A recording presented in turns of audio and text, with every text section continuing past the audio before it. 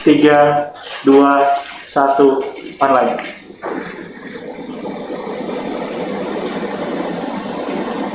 Assalamualaikum warahmatullahi wabarakatuh. Selamat siang, salam sejahtera untuk kita semua. Tabibun yang kami hormati, Bapak Ibu yang bergabung mengikuti rilis kami pada siang hari ini, yang saya hormati rekan-rekan media yang telah membantu mendiseminasikan lebih lanjut informasi-informasi yang telah kami rilis seperti biasanya. Bapak Ibu sekalian, pada rilis kali ini Badan Pusat Statistik Provinsi Lampung menyampaikan rilis atau dua angka indikator strategis, yaitu mengenai pertumbuhan ekonomi yang diukur melalui produk domestik regional bruto.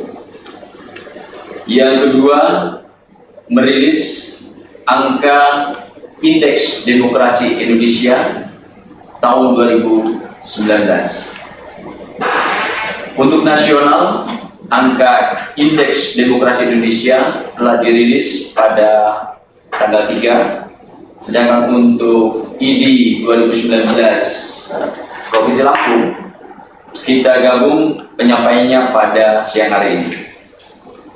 Yang pertama yang akan kami sampaikan mengenai pertumbuhan ekonomi yang diukur melalui angka PDRB atau Produk Domestik Regional Bruto. Sebelum saya menyampaikan lebih lanjut, pada paparan kami nanti ada 3 angka yang akan kami sampaikan. Yang pertama adalah angka Q2Q. Pada rilis kali ini yang kita sampaikan adalah kondisi triwulan 2 2020. Angka Q2Q dimaksudkan adalah membandingkan kondisi perekonomian pada triwulan 2 tahun 2020 dibandingkan dengan triwulan 1 tahun 2020. Yang kedua, yang angka yang akan kami sajikan adalah Y on Y. Y on Y. Year on year. Artinya membandingkan antara PDRB triwulan 2 tahun 2020 dibandingkan dengan PDRB triwulan 2 tahun 2019. Yang ketiga adalah kumulatif C2C, artinya membandingkan semester atau triwulan 1 sampai triwulan 2 atau semester 1 tahun 2020 dibandingkan dengan semester 1 tahun 2019. Semester artinya menggabungkan antara angka triwulan 1 dan triwulan 2 pada tahun masing-masing tahun. Baik, sebelum saya menyampaikan informasi lebih lanjut, perlu kami sampaikan bahwa perekonomian tidak hanya Provinsi Lampung, tetapi secara nasional, bahkan dunia, pada kondisi yang pada saat ini yang ketidakpastian sangat dipengaruhi oleh dampak adanya COVID-19. Ini tidak hanya, sekali lagi, tidak hanya masalah nasional, tapi begitu juga Provinsi Lampung. Perekonomian Provinsi Lampung pada triwulan 2 tahun 2020 mengalami kontraksi karena adanya COVID-19. Sebagian besar pelaku usaha terdampak negatif dalam aktivitas perekonomiannya. Terlebih-lebih, khusus ibu kota Provinsi Lampung, Kota Bandar Lampung, ditetapkan sebagai wilayah berstatus zona merah pada tanggal 28 April 2020. Ini mempunyai konsekuensi terhadap aktivitas ekonomi yang berada di luar rumah sehingga lebih diperketat. Angka perekonomian Lampung triwulan 2 tahun 2020 terkontraksi sebesar 3,57%. Atau yang biasa kita bilang minus 3,57%. Dan ini juga atau mengalami hal yang sama untuk angka nasional yang terkontraksi sebesar 5,32% untuk angka nasional, sedangkan untuk Provinsi Lampung minus atau terkontraksi 3,57%. Nilai PDRB yang dicapai oleh Provinsi Lampung berdasarkan atas harga konstan pada triwulan 2 tahun 2020 senilai sekitar 60,06 triliun rupiah, sedangkan berdasarkan dasar harga berlaku atas dasar harga berlaku senilai 89,56 triliun rupiah. Sehingga dari nilai PDRB tersebut jika dibandingkan dengan triwulan 2 tahun 2019 atau YoY, pertumbuhan ekonomi Provinsi Lampung terkontraksi sebesar 3,57%. Sedangkan jika dibandingkan dengan triwulan 1 2020 atau yang tadi saya sampaikan nilai Q2Q, maka terkontraksi sebesar 0,56%. Ini lebih rendah dibandingkan kontraksi yang terjadi untuk angka nasional yang mencapai sebesar 4,19% atau minus 4,19%.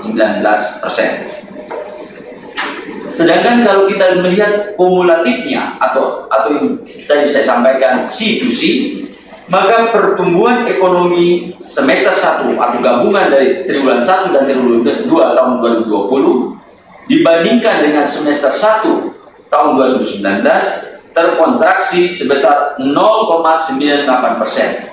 Ini pun lebih rendah dibandingkan yang terjadi pada angka nasional yang terkontraksi hingga 1,26%. Selanjutnya, apabila kita ingin melihat perkembangan pada 4 tahun terakhir, mulai 2017, 2018, 2019, dan 2020. Pada tahun 2020, sejak pada triwulan pertama, kemudian sekarang triwulan 2, pertumbuhan perekonomian Y on Y untuk Provinsi Lampung mengalami penurunan yang cukup tajam. Pada triwulan 2 yang tadi saya sampaikan hingga minus 3,57, padahal sebelum-sebelumnya pada kisaran 5%. Hal yang sama juga terjadi untuk Q2Q yang menurun atau terkontraksi sebesar 0,56%. Untuk Q2Q pada dasarnya mempunyai pola yang sama dari ke tahun, di mana setiap pada triwulan 2 selalu mengalami atau ada perlambatan peningkatan. Tetapi ketika ada dampak dari COVID ini, bukan hanya sekedar perlambatan, tapi benar-benar terkontraksi hingga minus 0,56%. Secara detail, gambaran ini Bapak Ibu nanti bisa lihat di BRS yang kami siapkan pada website yang tersedia dari BPS Provinsi Lampung. Selanjutnya yang akan kami sampaikan mengenai angka PDRB berdasarkan lapangan usaha. Dari 17 lapangan usaha atau sektor yang membentuk perekonomian suatu daerah atau PDRB suatu daerah, untuk Provinsi Lampung pada triwulan 2 tahun 2020 terdapat 5 lapangan usaha atau 5 sektor yang masih mengalami pertumbuhan positif, yaitu pertanian, informasi dan komunikasi, administrasi pemerintah, jasa pendidikan, dan pengadaan air. Sedangkan 12 lapangan usaha lainnya atau 12 sektor lainnya mengalami kontraksi atau minus. Untuk pertumbuhan yang masih positif Q2Q atau triwulan 2 tahun 2020 atas penghitungan Q2Q, pertanian di sektor pertanian mengalami pertumbuhan yang tinggi sebesar 9,38%. Sedangkan 12 sektor atau 12 lapangan usaha yang mengalami kontraksi yang cukup besar adalah pada jasa-jasa dan transportasi. Untuk 3 sektor yang mempunyai kontribusi tertinggi pada perekonomian Provinsi Lampung, pertanian, industri, dan perdagangan, pada triwulan 2 berdasarkan Q2Q, pertanian masih mengalami peningkatan positif 9,38, industri pengolahan minus 5,46, sedangkan perdagangan minus 9,27. Pertumbuhan subsektor tanaman pangan positif tinggi karena pertumbuhan produksi padi sebesar 390 hampir 400% berdasarkan Q2Q dan sekitar 24,92% berdasarkan YoY. Ini sebagai akibat dari adanya pergeseran panen pada tahun 2020 ini. Pertumbuhan kategori tanaman perkebunan baik semusim maupun hortikultur maupun tahunan, semusim maupun tahunan untuk Q2Q dan YoY positif karena di daerah Lampung memasuki musim giling tebu dan juga panen kopi. Sedangkan tingkat kemudian kamar hotel mengalami penurunan yang cukup drastis Q2Q hingga mencapai minus 58,33%, sedangkan Y-on-Y mengalami kontraksi sebesar 62,59%. Begitu juga dampak dari COVID ini, semua tempat wisata di Lampung juga tutup sementara sejak April hingga Mei. Walaupun pada Mei mungkin ada geliat dan Juni juga mulai geliat, tapi gambaran kami pada April sampai Mei banyak yang melakukan tutup sementara. Sehingga berdampak pada aktivitas agen perjalanan, jasa akomodasi dan restoran, toko oleh-oleh dan transportasi. Pada sektor yang lain, terjadi peningkatan penggunaan akses internet akibat adanya kebijakan work from home dan school from home, dan juga lebaran untuk silaturahmi secara virtual karena adanya larangan mudik dan pulang kampung. Ini tergambar dari lapangan usaha di informasi dan komunikasi yang mengalami pertumbuhan Q2Q pada triwulan 2 ini sebesar 9,05%. Aktivitas ekonomi lainnya sebagai fenomena yang kami catat pada triwulan 2 2020 terjadi penurunan semua aktivitas industri pengolahan akibat dampak dari COVID-19 kecuali industri farmasi dan karet. Penurunan realisasi pengadaan semen sebesar minus 4,50 Q2Q dan minus 2,28% Y-on-Y akibat dari penundaan kegiatan konstruksi di Lampung. Penurunan juga terjadi pada produksi kayu log Lampung sebesar minus 35,70% Q2Q dan minus 41,19% Y-on-Y, serta penurunan impor kayu log sebesar minus 43,71% Q2Q dan minus 17,57% Y-on-Y. Selanjutnya, apabila kita memperhatikan atau melihat struktur dan pertumbuhan PDRB menurut lapangan usahanya pada triwulan 2 2020 atas dasar penghitungan Y-on-Y, artinya membandingkan triwulan 2 2020 dibandingkan dengan triwulan 2 tahun 2019 yang secara umum mengalami kontraksi sebesar 3,57%. Untuk pertanian, Bapak Ibu bisa melihat secara detail pada BRS kami nanti atau pada slide tayangan secara detail bisa dilihat dari ada 7 sektor yang mengalami YoY mengalami peningkatan, yaitu pertanian, informasi komunikasi, administrasi pemerintah, jasa pendidikan, jasa keuangan, jasa kesehatan, dan pengadaan air.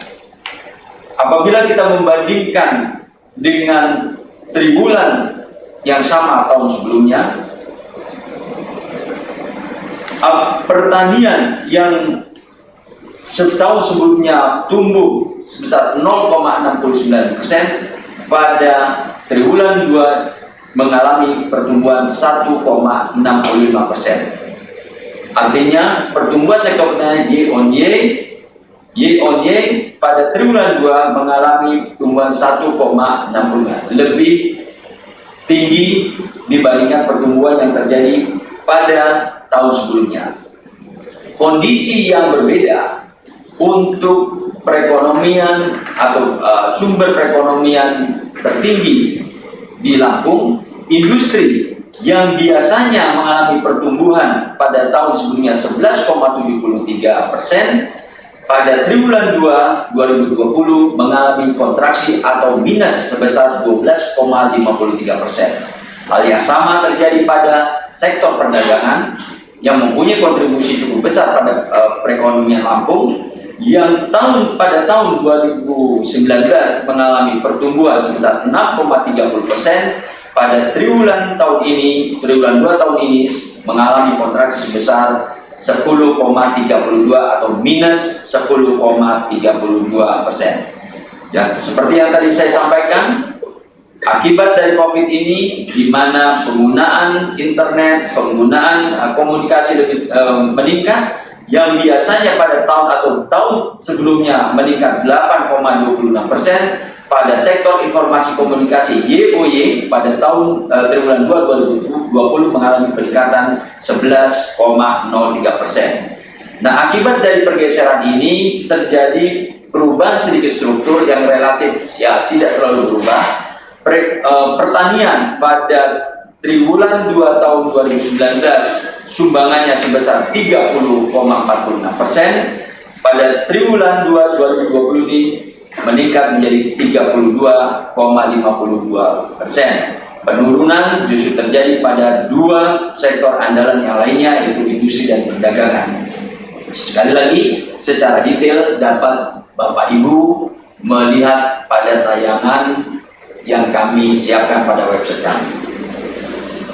Sumber pertumbuhan ekonomi Lampung pada triwulan 2 2020, sumber kontraksi ekonomi terbesar Provinsi Lampung menurut lapangan usaha adalah pada industri pengolahan sebesar 2,37% dan perdagangan sebesar 1,26%, artinya mengalami kontraksi masing-masing minus 2,37 dan minus 1,23. Dari dua lapangan usaha tersebut terjadi minus 3,64%. Tetapi karena ada sektor pertanian dan sektor yang lainnya, ada beberapa sektor yang mengalami pertumbuhan, sehingga secara umum YOY sekitar 3,57. Mohon maaf. 3,57%. Nah ini. Sementara sumber pertumbuhan positif yang tadi saya sampaikan yang mendongkrak agar paling tidak mengurangi kontraksi yang terjadi perekonomian di Lampung adalah informasi dan komunikasi mengalami tumbuh atau memberi sumbangan 0,53% dan pertanian, kehutanan, perikanan menyumbang sebesar positif 0,48%. Itu mengenai PDRB berdasarkan lapangan usaha. Selanjutnya PDRB jika dilihat menurut pengeluaran. Ada 6 komponen yang membentuk PDRB pengeluaran. Seperti yang kami sampaikan tadi bahwa Q2Q adalah sebesar minus 0,56%. Dari 6 komponen pembentuk dari PDRB pengeluaran, hanya konsumsi pemerintah Q2Q yang mengalami pertumbuhan positif sebesar 19,87%. Sementara 5 komponen lainnya, konsumsi rumah tangga, konsumsi lembaga non-profit, PMTB, ekspor dan impor mengalami kontraksi, masing-masing kisaran sebesar minus 2 sampai minus 8% atau mendekati 9%. Peningkatan realisasi belanja pegawai yang menyebabkan konsumsi pemerintah tetap mengalami peningkatan. Terjadi peningkatan realisasi Q2Q untuk APBD belanja pegawai sebesar 59,30%. belanja barang dan jasa sebesar 78,86% Q2Q, dan belanja bantuan sosial yang mendekati 400 atau sekitar 362,62% pada triwulan 2 tahun 2020 dibandingkan dengan triwulan 1 tahun 2020.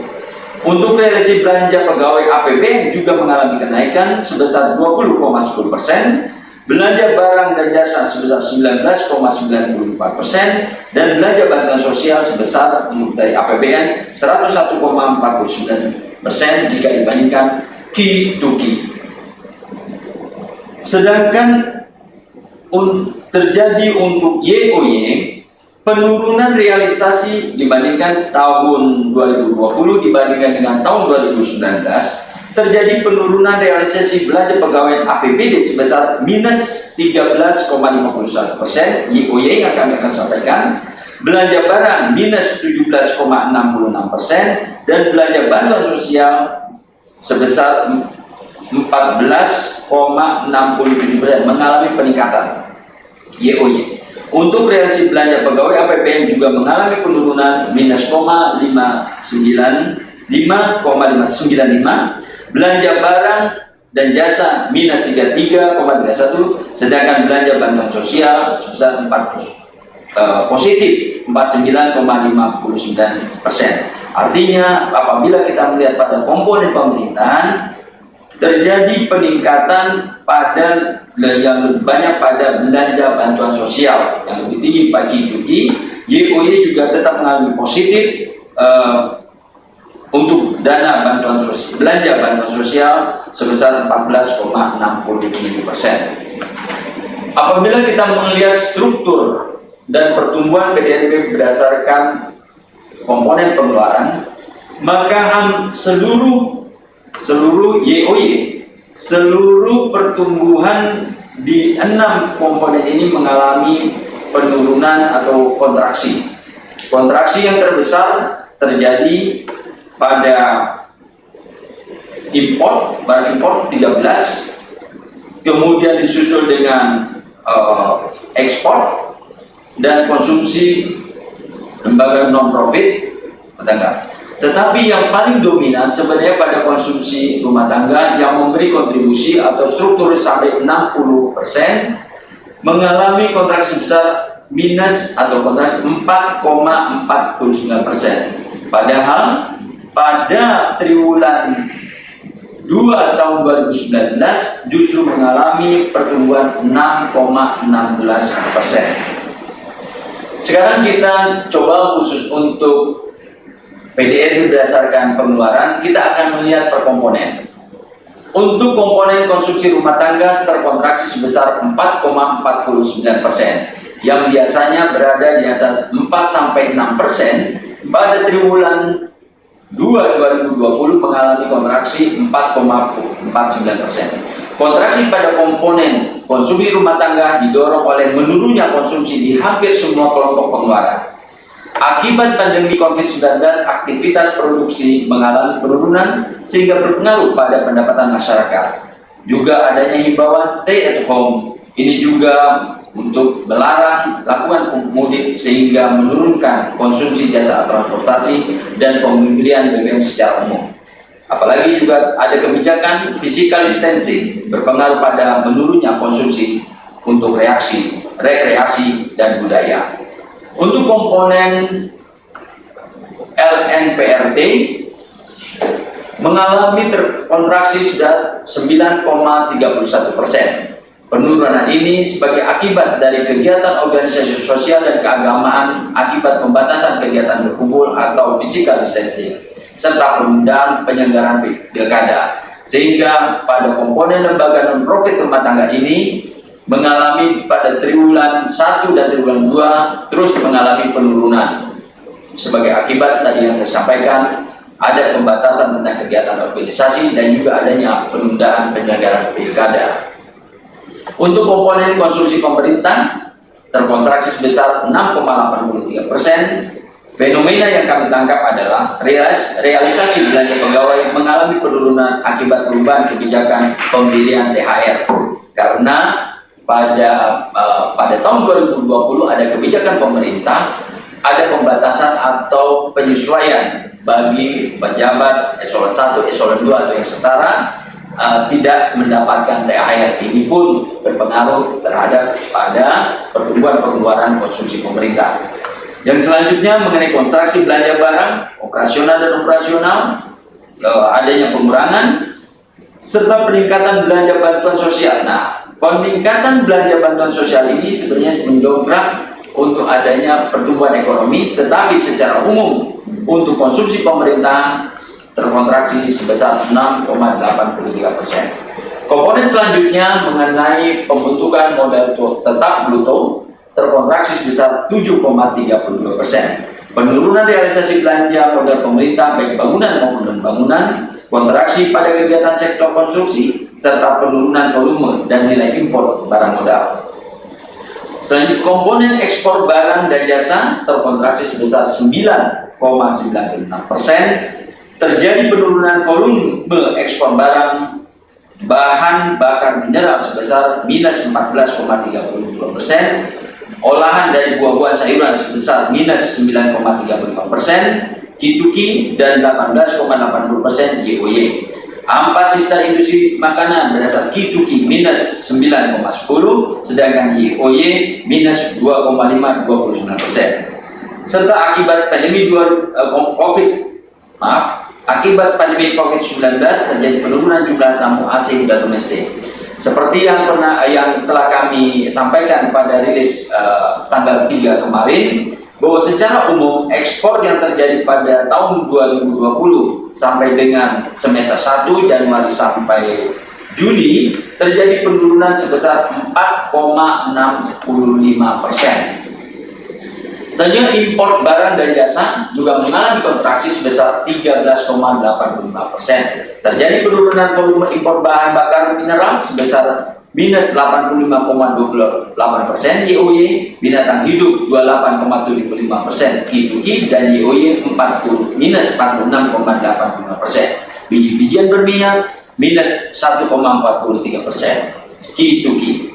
Sekali lagi, secara umum sesuai dengan rilis yang kami sampaikan pada tanggal 3 Agustus kemarin, bahwa secara umum impor pada semester 1 untuk Provinsi Lampung dibandingkan dengan semester 1 tahun 2019 mengalami penurunan sebesar 61% atau minus 61%.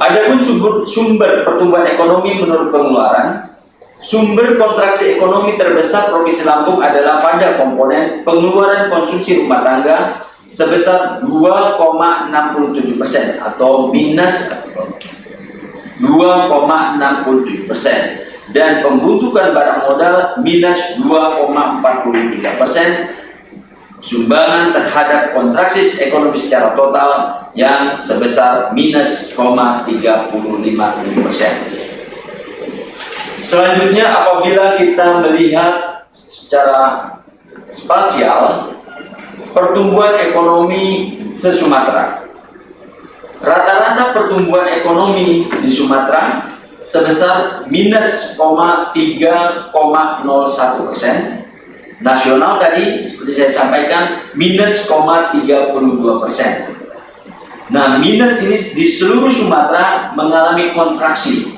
Tetapi yang berada artinya kontraksi lebih rendah dibandingkan rata-rata kontraksi di Sumatera, ada 5 provinsi yang mengalami kontraksi di bawah kontraksi Sumatera, yaitu Bengkulu minus 0,48, Sumatera Selatan minus 1,37, Jambi minus 1,72, Aceh minus 1,82, Sumatera Utara minus 2,37, Riau minus 3,22, dan Lampung minus 3,57. Sumatera Barat minus 4,91 dan Bangka Belitung minus 4,98 dan Kepulauan Riau minus 6,66. Jadi pertumbuhan ekonomi Provinsi Lampung berada pada urutan ke-7 se-Sumatera. Tapi kita mudah-mudahan perekonomian untuk triwulan selanjutnya kita bisa meningkatkan kinerja perekonomian ini dengan harapan akan lebih baik pada triwulan selanjutnya. Itu mengenai pertumbuhan ekonomi yang dihitung berdasarkan data PDRB Produk Domestik Nominal Bruto triwulan 2 tahun 2020. Secara detail, sekali lagi Bapak Ibu bisa melakukan unduh pada website kami, baik itu bahan tayang maupun BRS yang telah kami siapkan. Selanjutnya yang akan kami sampaikan mengenai informasi Indeks Demokrasi Indonesia atau kami singkat ID Provinsi Lampung. Bapak Ibu sekalian, juga teman-teman dari pihak media, ID merupakan suatu usaha bersama yang telah dilakukan oleh BPS dengan bekerja sama 3 kementerian dan lembaga sejak tahun 2019. Tahun 2019, yaitu selain BPS ada Kemenko Polhukam, Bappenas, dan Kementerian Dalam Negeri. Ini sudah dirintis sejak tahun 2009. ID adalah indikator komposit yang menunjukkan tingkat perkembangan demokrasi di Indonesia. Mengukur tingkat demokrasi bukan hal yang mudah, tetapi atas dasar diskusi dan kerjasama dari 4 kementerian dan lembaga, maka dilakukan formulasi disesuaikan dengan kondisi di Indonesia sehingga dapat mengukur perkembangan tingkat demokrasi di Indonesia. ID adalah fact-based information sebagai fakta, dasar informasi sesuai fakta, bagian dari upaya untuk a culture of evidence-based decision making yang sesuai dengan deklarasi dunia tentang statistik di Istanbul, Turki tahun 2008. Artinya, angka demokrasi yang diukur berdasarkan dari bukti-bukti nyata yang terjadi di lapangan pada tahun tertentu. Yang akan kami sampaikan adalah tahun 2019. Setiap angka ID mempunyai makna yang terkandung di balik semua indikator yang digunakan. Adapun komponen penghitungan ID yang dilakukan di Indonesia terdiri dari atas 3 aspek, 11 variabel, dan 28 indikator. Ada 3 aspek, yaitu kebebasan sipil, aspek hak-hak politik, dan aspek demokrasi. Pada aspek kebebasan sipil ada 4 variabel dan ada 10 indikator. Kebebasan sipil disinggung nanti di sana secara detail. Sekali lagi Bapak Ibu bisa melihat pada BRS di website kami. Di sana dapat dilihat aspek mengenai penggunaan kekerasan terhadap atau oleh aparat, bagian oleh masyarakat atau kelompok masyarakat. Sehingga ini mencerminkan sesuatu kondisi demokrasi tidak hanya oleh pihak pemerintah, tetapi juga oleh pihak masyarakat.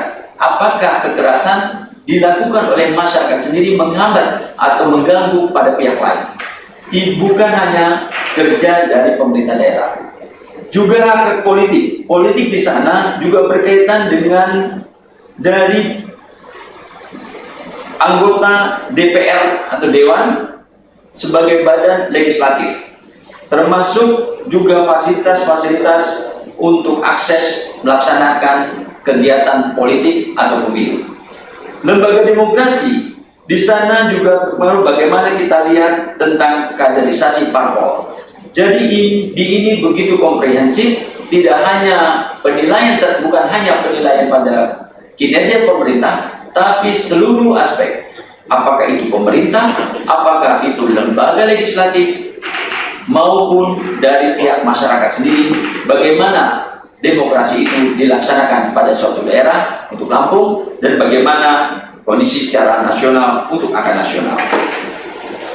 Sumber data yang menjadi dasar penyusunan angka Indeks Demokrasi Indonesia, yang pertama adalah berdasarkan dokumen, yaitu berupa perda-perda peraturan gubernur, peraturan bupati wali kota, serta surat edaran, juga yang lain-lainnya produk dokumen administrasi, apakah itu berkaitan atau bertentangan dengan nilai-nilai demokrasi yang dihitung pada penghitungan ID yang dilakukan oleh 4 kementerian dan lembaga. Sumber data yang lain berdasarkan surat kabar, satu per provinsi dengan oplah digunakan surat kabar sumbernya yang oplah terbesar dan jangkauannya yang terluas. Selanjutnya setelah dokumen dan atas dasar surat kabar dan dokumen tadi juga dilakukan forum fokus grup diskusi untuk mengkonfirmasi dan menambah informasi dari stakeholder. Lebih lanjut dari FGD yang kita lakukan juga dilakukan oleh petugas kami wawancara mendalam untuk mengkonfirmasi dan menambah informasi dari narasumber atau ahli, sehingga tahapan-tahapan ini untuk memperjelas bahwa apa yang terjadi adalah berdasarkan fakta yang ada, bukan berdasarkan mungkin cerita-cerita atau sesuatu yang ketidakbenaran. Kita peroleh dari dokumen, dari informasi, dan bagaimana survei-survei atau wawancara mendalam yang kita lakukan. Berdasarkan penyusunan ID untuk Provinsi Lampung pada tahun 2009 sampai 2019, kita bisa melihat perkembangan dari tahun ke tahun. Dan angka ID ini pun dibagi menjadi 3 kategori. Nilainya yang sempurna adalah 100. Nilai 0 sampai 60 masuk kategori buruk atau kurang baik. Sedangkan 60 sampai 80 masuk kategori sedang. Sedangkan 80 sampai 100 kategori baik. ID di Lampung tahun 2019 mencapai nilai 72,56, berarti mengalami kenaikan sebesar 3,89 poin dibandingkan dengan tahun 2018. Jadi ID Provinsi Lampung pada 2019 mencapai 72,56, sementara untuk nasional mencapai 74,92. Apabila kita melihat pada kondisi 10 tahun terakhir dari 2009, maka angka tertinggi terjadi pada tahun 2011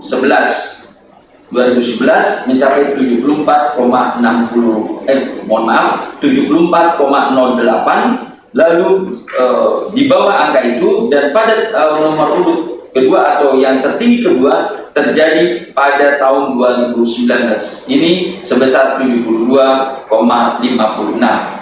Tingkat demokrasi di Lampung secara umum masih dalam kategori sedang, yaitu kisaran pada angka 60 sampai 80. Apabila kita melihat berdasarkan 3 aspek, kebebasan sipil, hak politik, dan lembaga demokrasi, indeks aspek kebebasan sipil pada tahun 2019 sebesar 78,46, berarti mengalami kenaikan 1,17 poin dibandingkan dengan 2018 dan masuk kategori sedang. Sedangkan aspek hak politik pada tahun 2019 sebesar 63,70 juga mengalami kenaikan 4,17 poin dibandingkan dengan 2018, masuk kategori sedang. Begitu juga kenaikan terjadi pada lembaga demokrasi. Pada tahun 2019 tercatat atau sebesar 79,22 atau mengalami kenaikan 6,87 poin dibandingkan dengan 2018. Apabila kita melihat 3 aspek ini, maka kebebasan sipil dan lembaga demokrasi berada pada 2009 sampai 2019 berada pada posisi sedang dan baik. Sedang dan baik lebih cenderung itu, kecuali 2010 lembaga demokrasi sempat mengalami atau dinilai buruk. Tetapi untuk hak politik, maka ini menjadi perhatian karena pada posisi buruk dan sedang.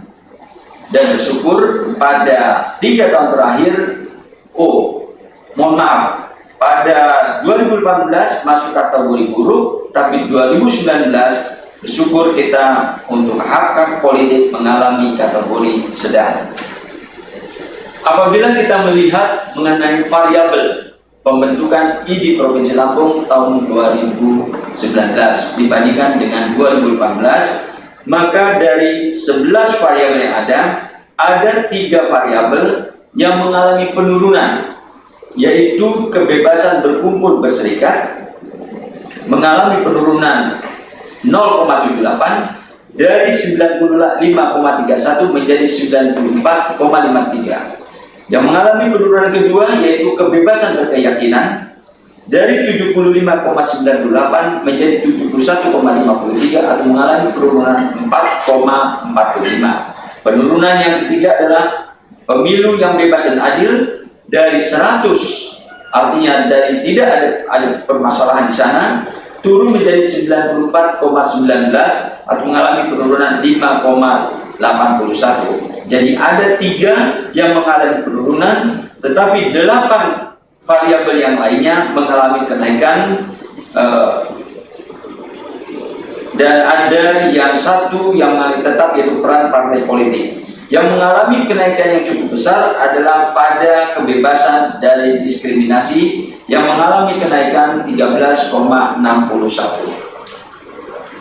Selanjutnya, apabila ID kita lihat berdasarkan aspek kebebasan sipil, ada 6 aspek yang mengalami peningkatan dibandingkan untuk ID 2019 dibandingkan dengan ID 2018, yaitu aspek indikator nomor 10, nomor 3, nomor 9, nomor 1, nomor 5, nomor 8. Yang nomor 10 adalah ancaman penggunaan kekerasan oleh masyarakat karena alasan gender, etnis, dan kelompok. Secara detail mengenai indikator-indikator ini, Bapak Ibu bisa melihat pada BRS kami yang disiapkan di website BPS Provinsi Lampung. Dari 3 dari 10 indikator dalam aspek kebebasan sipil mengalami peningkatan. Peningkatan tertinggi pada indikator ancaman penggunaan kekerasan oleh masyarakat karena alasan gender, etnis, dan kelompok, yaitu sebesar 33,33 poin. Sedangkan penurunan tertinggi pada indikator ancaman penggunaan kekerasan oleh masyarakat yang menghambat kebebasan berpendapat, turun 25 poin.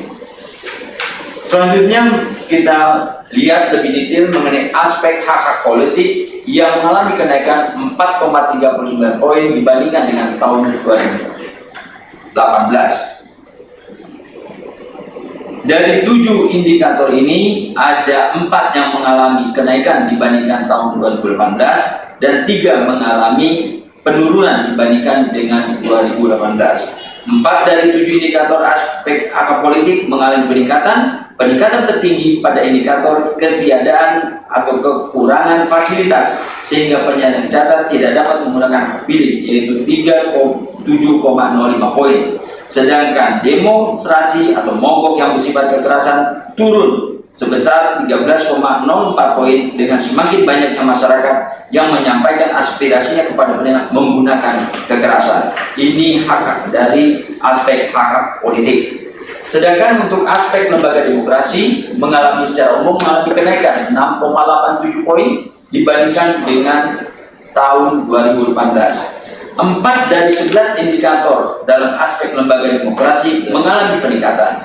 Peningkatan tertinggi pada indikator kebijakan pejabat pemerintah daerah yang dinyatakan bersalah oleh keputusan PT UN yang mengalami peningkatan sebesar 28,95 poin.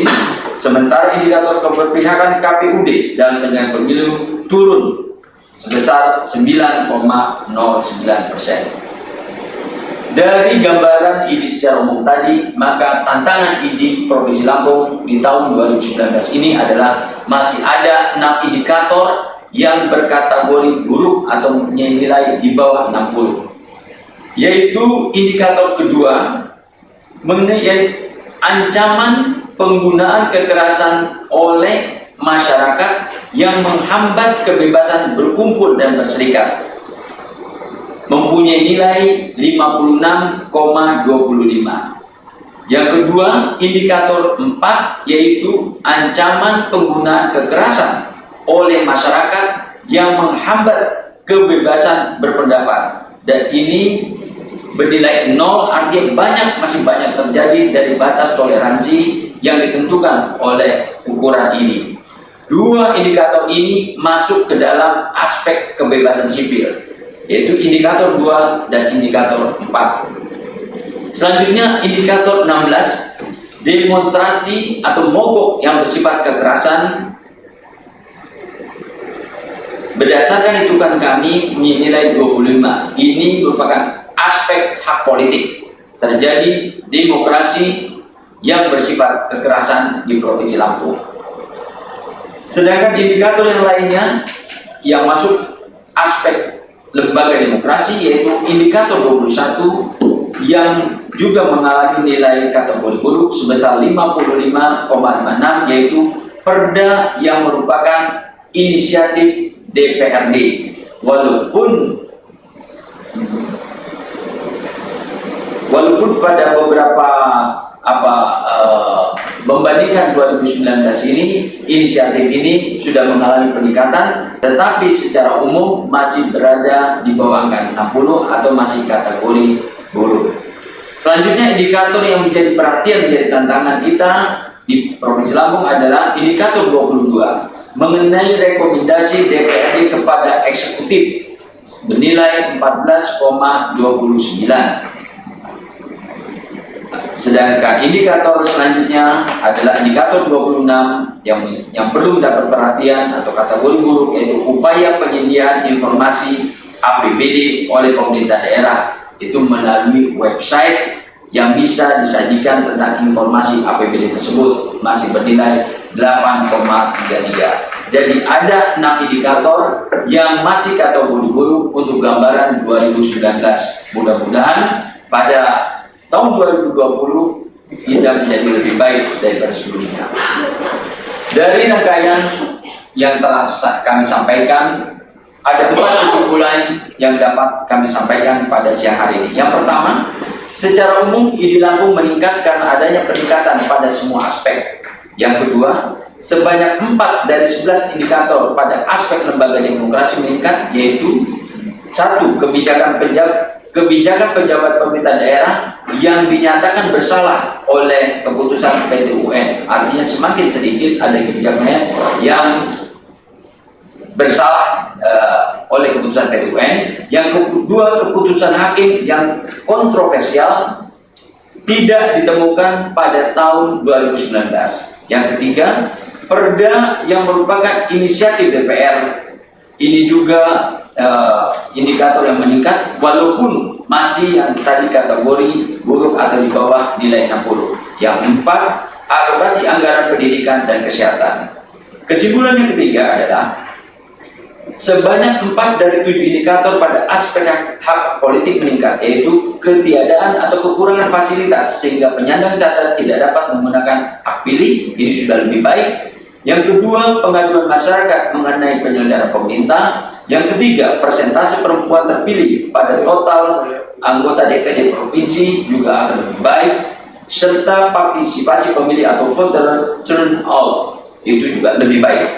Yang keempat, kesimpulan keempat, sebanyak 3 dari 10 indikator pada aspek kebebasan sipil meningkat, yaitu ancaman penggunaan kekerasan oleh masyarakat karena alasan gender, etnis, dan kelompok pada tahun 2019 tidak ditemui terjadi di Provinsi Lampung.